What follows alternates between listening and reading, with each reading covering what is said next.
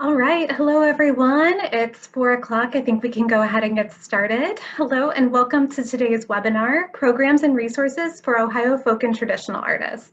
This is part 2 of our 3-part individual artist webinar series, so stay tuned for more information about parts 1 and 3 at the end of today's presentation. My name is Katie Monahan and I'm a communications strategist here at the Ohio Arts Council. And joining me today are Kathy Signorino, the Director of Individual Artist and Percent for Art Programs, and Cristina Benedetti, Folk and Traditional Arts Contractor at the OAC. Kathy and Cristina have a lot of really great information to share about the programs and resources the OAC provides to Ohio's folk and traditional artists. But before we dive in, there are, of course, just a few housekeeping items that I need to go over. First, everyone tuning in today is in listen-only mode. This just helps to cut down on any feedback issues during the presentation. But that doesn't mean you have to stay silent. If you have questions at any point during the webinar, absolutely feel free to ask. There are 2 ways that you can do this. So if you are joining us in Zoom, use the Q&A box in your control panel to type your question.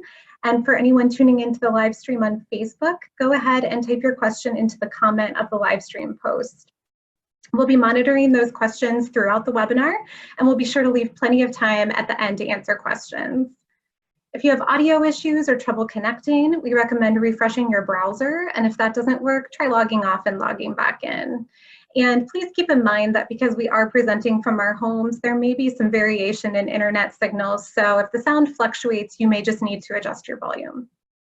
Finally, we are recording this webinar, and the recording will be available on our webinars page at oac.ohio.gov/webinars and on the OAC's YouTube channel by the end of the week. So if you aren't able to listen to the entire live presentation, or you want to go back and re-listen or share it with a friend or a colleague, you'll be able to find it in either of those locations. All right, I think that does it for housekeeping items. Time to get down to business. As I mentioned, today's speakers are Kathy Signorino and Cristina Benedetti of the OAC's Individual Artist Program. You can see their lovely smiling faces right there. Kathy has been with the OAC for 26 years, and during that time, she's worked with the Individual Artist Programs, which includes the Folk and Traditional Arts Programs. So she has a long history of supporting artists as they apply to the Traditional Arts Apprenticeship and Ohio Heritage Fellowship programs.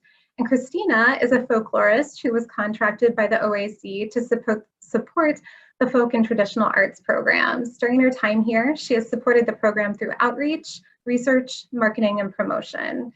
Today, Kathy and Cristina are here to provide an overview of the ways that the OAC supports the folk and traditional arts.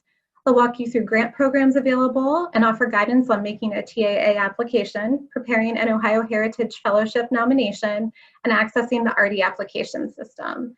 They'll also share other resources available to folk and traditional artists. So clearly we have a lot to cover. Kathy, Cristina, let's go ahead and get started. The floor is yours.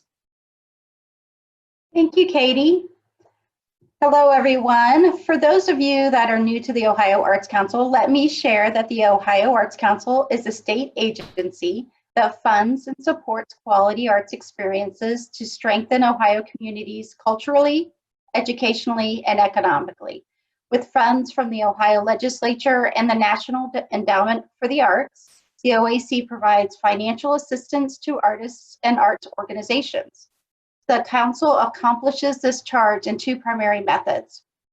First, through the various grant funding programs that the Council operates that provide support to Ohio artists and that make arts activities available to a broad segment of the public. And secondly, by providing services that help to enhance the growth of the arts. Our agency is led by Donna Collins, Executive Director, and Deputy Director Dan Katona.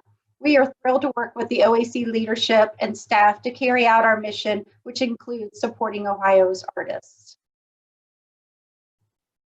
The OAC is invested in the folk and traditional arts, and this commitment is evident in the agency's State Arts Plan 2020.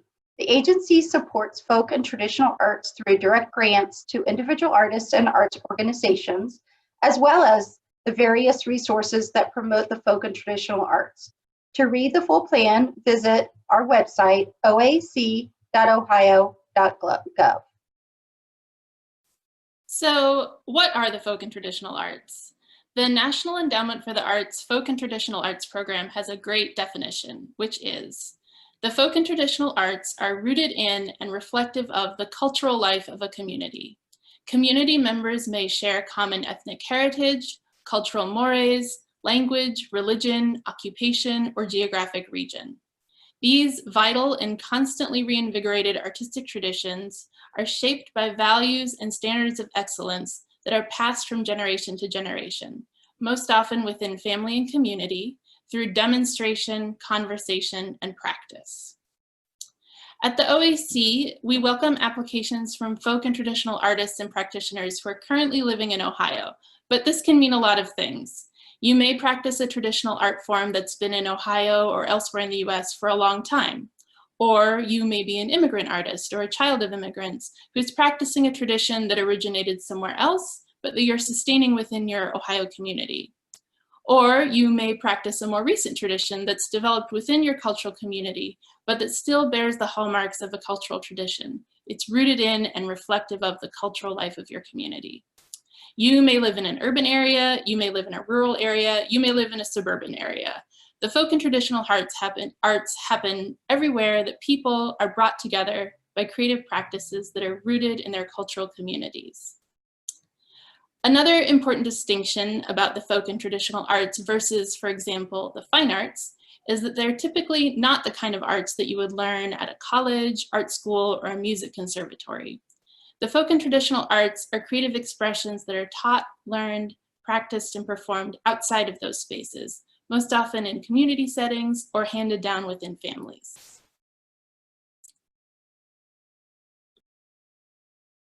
The OAC supports folk and traditional artists directly through two programs, the Traditional Arts Apprenticeship Program and the Ohio Heritage Fellowship Program. Both have an annual deadline of March 15th. Cristina and I will go over the details of each of these programs and how to make an application or nomination. The first of the two programs is the Traditional Arts Apprenticeship Program, or TAA as we like to call it. The program is designed to preserve cultural heritage through collaboration between a master artist and a dedicated apprentice. Before applying to the OAC program, you should always read the full guidelines. To access the guidelines, visit our website, oac.ohio.gov, hit the Grants tab at the top of the page, scroll to the Individual Artist section, and scroll down to the TAA program. You can also use the direct URL that I have at the top of this slide. Once you're on the page, you will be able to download the PDF of the program guidelines and read what is required for your specific art form. Also on this page, you will see the contact information for the coordinator of the program, Katie Davis. Katie is not on our webinar today, but she and I are happy to answer any questions you might have as you work through your application. The TAA program pairs a master artist with one or sometimes two apprentices. The master artist is the primary applicant, but the apprentice will contribute to the application. The apprentice must be an Ohio resident, but the master can be from out of state if there's not a master knowledgeable of the art form within the state. For example, we recently had an application from an Irish harpist from Chicago who applied to take on an apprentice from Cincinnati. There are other Irish harp masters here in Ohio, but the type of study the apprentice was wanting was only offered by this particular master, so the apprenticeship was supported. In your work plan, there must be a minimum of 50 hours of direct one-on-one study between the master and apprentice throughout the grant year. A common work plan is 2 hours of study twice a month, with additional time set aside for visiting events such as performances, exhibitions, and festivals. The important thing to know is that we consider the TAA program more than just lessons to learn an art form. It is an immersive study between the master and apprentice that includes aspects of the culture, history, traditions, and customs of the art form. The master artist may request up to $4,000 with at least 50% of that request going to their honoraria. Additional budget items include supplies, materials, space rental, and in-state travel. No funds can go to the apprentice. Here are some tips on how to make a successful TAA application. As you answer the narrative questions in ARTIE, make sure to refer to the review criteria listed in the guidelines. Support materials should be submitted for both the master and the apprentice. When you're submitting your letters of support, make sure they are written by someone who knows the impact of your work in the community. It is beneficial if the apprentice is able to demonstrate prior experience with the art form being studied. When writing your work plan, you should break it down into easily understood goals with clear benchmarks of learning. The budget should reflect reasonable expenses that are related to the work plan. Again, it is required that at least 50% of the budget should be for the master artist honoraria. If it's a little bit more, that's perfectly fine. Next, we'll be looking at some of the past traditional arts apprenticeship examples of art forms. As you can see from the slide, there are a wide variety of traditions that are passed down from master to apprentice through this program. I'd like to highlight just a couple of these apprenticeships for you. The first is between master artist Warren Waldron, who worked with apprentice Dale Farmer to hone Dale's skills in Appalachian fiddling. The two worked together for numerous apprenticeships to allow Dale to become familiar with traditional tunes as well as a variety of playing styles. Warren and Dale often play together in community events in Oxford, Ohio, including the farmers market and local square dances. The second is the pairing of master artist Beverly Buchanan and her apprentice Timothy Clark. The apprentice Tim is a noted Irish musician who teaches at the Riley School of Irish Music in Cincinnati. One of the things they realized is that they did not have an instructor at the school who was knowledgeable about the Irish button accordion music. They reached out to Beverly, who agreed to take Tim on as her apprentice. From the apprenticeship, Tim is now able to share his newfound knowledge with the students of the Riley School. If you're unsure if your art form meets the profile of this program, reach out to us. We'd love to discuss it with you. Now let's talk a little bit about ARTIE. ARTIE is the grant application system that the OAC uses to accept applications to its grant programs. If you have not applied before, you will need to create a login by visiting ohioartscouncil.smartsimple.com. There is also an easy link on the grants page of our website. Once you're on the site, you will hit the register page at the bottom. If you have applied before but not through ARTIE, just hit the forgot password link and a system will send you a temporary password. After completing the registration process and logging in, you will land on the ARTIE homepage. You will see that you can navigate by clicking on the menu at the top of the page or the icons below. When you're first in the system and when you want to start an application, you will select Begin a New Application. For this upcoming FY21 application cycle, the application will be available starting November 1st, 2020. Next, you will see the grant programs available to you. Select Traditional Arts Apprenticeship Program. When you log into ARTIE the next time, you will click Open an Active Application tab to get back into your in-progress application. You can move in and out of the application 24/7 until the day of the deadline. Again, the deadline day is March 15th, 2021, with your last chance to submit at 5 p.m. that day. ARTIE is user-friendly, and one advantage is that your application and support materials are saved, so you don't have to worry about completing the application in one sitting. As you work through your narrative in the ARTIE application, you will see it broken down into separate sections. Each section is aligned to the review criteria in the guidelines. The application narrative is really answering the who, what, when, and where of your apprenticeship work plan. When answering the questions, you should note who is answering, either the master or the apprentice. This helps the panel as they review the application. You can even put a header or note saying apprentice answering, followed by the answer to the question. Please note under the resource management section, we want a narrative that explains the items in your budget and how they work with your plan, and there's also a requirement for a budget breakout uploaded to the support materials. Support materials are a very important component of your application. They demonstrate what you are detailing in your narrative. For master artists that work in a performance-based tradition, it is essential that you submit a video or audio example of you and your apprentice's work. Additional support material, like brochures and articles, are helpful, but the audio-video support materials demonstrate your artistic ability best. Letters of support are great. Just make sure that the person writing them really knows you, the impact you've had on your community with your artwork, and can talk about your mastery. You've completed your narrative and uploaded your support materials. Now it's time to check the application and submit it. First, you will click the Save button at the bottom of the page. Then before clicking the Submit box, you will want to check for errors. Once this is done and no errors are found, then you can click the I have reviewed the application in full and then click Submit.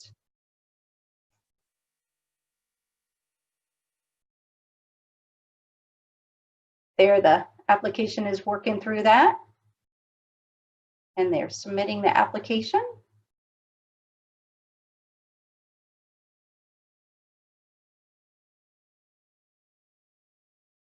And there we go. So after you click the Submit button, you will receive an email from the ARTIE system alerting you that your application was successfully submitted. There is an optional survey that you can complete that will give us feedback about the application process and ways to improve our services. A few weeks after the deadline, you will receive another email providing you the details of the panel meeting, which will be held in April. The TAA panel meeting, I think that we have a wrong slide here on our, I apologize on that. So maybe we can move forward. There you go. There's the right, I'm sorry about that. There's the right submitted application. So here's what happens in our panel meeting. The TAA panel meeting will be held in late April. The applications will be reviewed by a panel comprised of arts professionals who have a range of experiences in the folk and traditional arts. Panelists will be provided with your narrative, support materials, and AV material to review and score before the live panel meeting. They use the criteria, again, that are in the guidelines when scoring your application. The applications will be reviewed in sequential order during the live panel meeting, with a primary and secondary reviewer making comments about each application. Once the panel has concluded, the scores for all applications will be emailed to the applicants a week after the meeting. So now let's talk about the Ohio Heritage Fellowships. These are awards given to master artists, and they recognize the impact they've had on their community and throughout the state through their traditional art form. Unlike the TAA program, this is a nomination process and not an application. You cannot apply to this program. Instead, you should have someone nominate you who knows you, your artwork, and your impact on the community. These awards recognize the best of the best. Ohio Heritage Fellows are actively engaged in sustaining their traditions, sharing with their communities, and passing on their knowledge. The fellowship recipient receives not only a monetary award, but is also recognized by the OAC at a community event.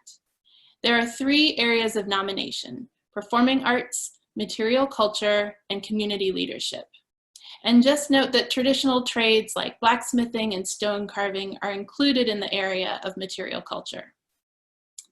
Here are some helpful tips when pulling together a nomination. The letters of support should come from community members who are impacted by the nominee's work.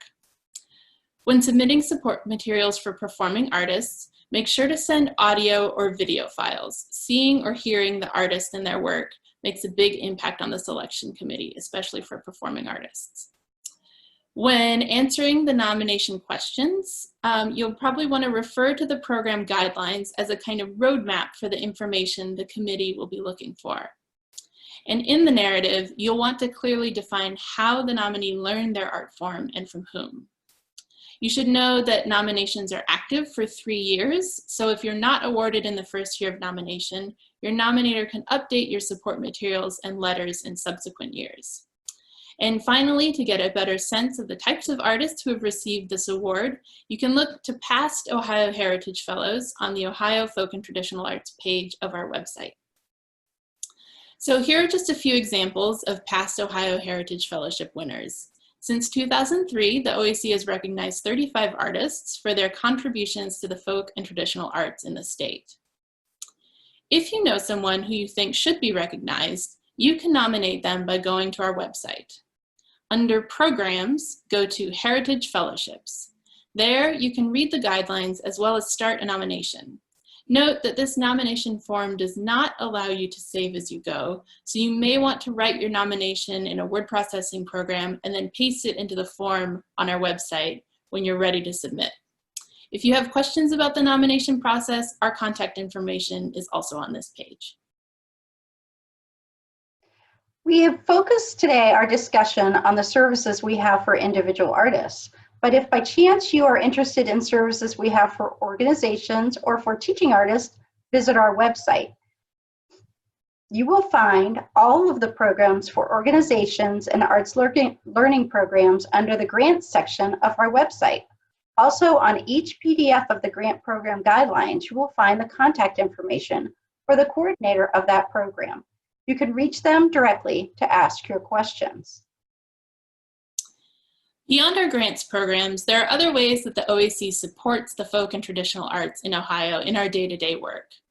One way that we do this is by highlighting and sharing the work of folk and traditional artists on in our state.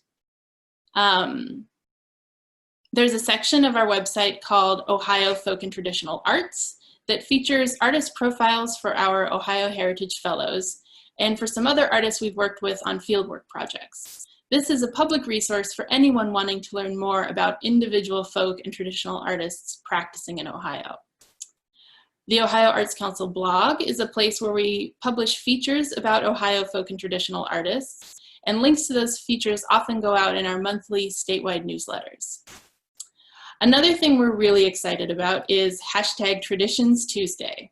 This is a new social media initiative we've launched where every other Tuesday we highlight the work of a folk or traditional artist, group, or organization on Instagram, which is easily shareable to other social media platforms. We've been seeing a great response to this, so be sure to check that out. The image we have here is of a recent post featuring storyteller Omope Carter-Deboiku from Dayton. And if digital stuff isn't your thing, you can also just pick up your phone and give us a call on the Ohio Folk and Traditional Arts hotline. There you can leave us a message to let us know if there's an artist, a group, or a local tradition that we should know about. That number is 614-728-1824. Please don't hesitate to give us a call. If we know that you're out there, we can better serve you when it comes time to apply for grants, nominate for awards, and share your work on social media. Finally, the OAC has partnered with Think TV in Dayton to produce video features about our Ohio Heritage Fellows. These are then combined into a half-hour program called Traditions, which airs on local PBS stations and which you can also find online. The program is hosted by our wonderful arts learning coordinator, Chiquita Mullins-Lee, so be sure to check that out as well. One more program that supports the folk and traditional artists in Ohio is the OAC's partnership with the AIR Institute. The AIR Institute has developed 3 great workshop programs that boil down current best practices in both community and individual project planning for anyone who wants to elevate the value of creativity in their community and in their own lives. We have a stellar group of trained facilitators for this program in Ohio, and we're ready to work with you to bring these programs to your community. So if you live in a place that has a bunch of creative people, maybe practicing local traditions or maybe just doing their own thing, and if you could use some help figuring out how to get them together to plan projects and support each other, this would be a great program to check out. Our partnership with the AIR Institute began when their programs focused on serving communities in Appalachian counties, but they have recently expanded their scope, so we can now bring this program to any community in the state of Ohio. If you'd like more information, you can check out the AIR Institute's website at www.airinstitute.org. or you can get in touch with us at the individual artist office. So to wrap up, we want to take a moment to let you know about some resources outside of the Ohio Arts Council if you're looking for additional support or recognition as a folk or traditional artist. The main ones I'll focus on are part of the National Endowment for the Arts Folk and Traditional Arts Program. These are national in their reach, so eligible artists and organizations from Ohio should be thinking about applying or nominating for these grants and awards. The first opportunity we want to talk about is the NEA's Grants for Arts Projects program. So nonprofits, universities, or units of government, and that could be state, tribal, or city, can apply for these funds to do projects specifically in the category of folk and traditional arts. These projects can range from $10,000 to $100,000. They require a one-to-one match, but that can include in-kind support. So while individual artists cannot apply for this grant, it can be used to support folk and traditional artists. The panelists for these grant programs actually love to see these funds going towards paying artists and curators and other cultural experts. Through this program, the NEA supports a wide variety of organizational types and sizes. So even if you're part of a small grassroots organization, that will not put you at a disadvantage in applying for this NEA funding. And in fact, from our conversations with folks at the NEA, we know that they would really welcome more applications from Ohio, and we would love to see that too. The second opportunity we want to mention is the NEA's National Heritage Fellowship, which they award to exemplary folk and traditional artists every year through a nomination process. This is a Lifetime Achievement Award, and in a way it's kind of like the national version of the Ohio Heritage Fellowship. And again, we'd love to see more Ohio artists nominated for and hopefully receiving this award. The image here is of our most recent Ohio awardee, Dr. Carolyn Mazlumi, who received the National Heritage Fellowship in 2014. But I want to note that Dr. Mazlumi has also received NEA Grants for Arts Project funds for her organization, the Women of Color Quilters Network, to fund exhibits and other projects. So I hope that kind of illustrates how these two national programs can be used to support and recognize Ohio artists in different but connected ways. The deadlines to nominate for these NEA programs are coming up in July, although if that's not in the cards for you or your organization this year, you can always plan to apply or nominate in 2021. So as you can see, we have a variety of programs and resources available to support our folk and traditional artists in Ohio, and we really look forward to connecting with you and hearing about your work. That does it for the presentation. Katie, I think we're ready to take questions now. Thank you, Christina. Thank you, Kathy. Thanks for taking us through the application and nomination processes and sharing all of these really wonderful resources that are available to our folk and traditional artists. I've been monitoring the questions. I just want to remind everyone that if you do have a question, feel free to use the Q&A box on your screen there in Zoom or type it into the comment section on Facebook. We have no questions. You guys were very thorough in your information. And I'll give it just a few minutes here, a few seconds here, but I'll continue on with the remainder of my portion of the presentation. So if anyone does have a question while I'm speaking, feel free to pop in here. We'll keep an eye out for those. But yeah, like I said, thank you so much to everyone for tuning in today.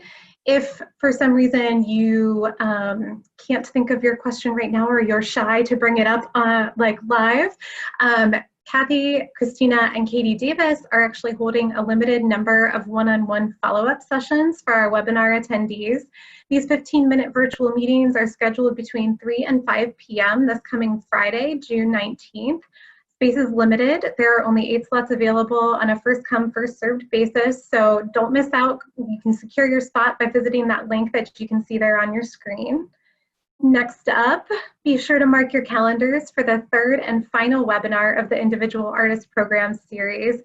On Wednesday, July 8th, IA Program Coordinator Katie Davis will join Rafe Gallery Director Kat Sheridan to talk about best practices for visual artists looking to break into the professional art realm. We get a lot of questions about this, so this webinar should be a really great learning opportunity. You can register on our webinars page at oac.ohio.gov/webinars. And if you missed part 1 of the series about the Individual Excellence Awards application process, you can find the recording on that webinars page as well. And finally, I just wanted to let everyone know about a new project we launched earlier this spring in response to the coronavirus pandemic. The Ohio Arts Beacon was inspired by our board member, Tina Husted, and it was created to give Ohio artists a place to share, connect, and cope with the challenges presented by COVID-19. And since this project launched, we've really been in awe of the beautiful and inspiring artwork and some really thought-provoking reflections that we've received from artists of all ages from all over the state. So I encourage you to give it a follow. It's at Ohio Arts Beacon on Instagram. You can gain some inspiration there and encourage fellow artists. And of course, if you have something you'd like to share, we would love to hear from you. You can go to oac.ohio.gov/Ohio Arts Beacon and use the form there to kind of share your work, share your story. Let us know how you're coping with COVID-19, how it's impacted your work, what you've been creating, or where you're finding the light during these kind of uncertain times. So you could be our next featured artist.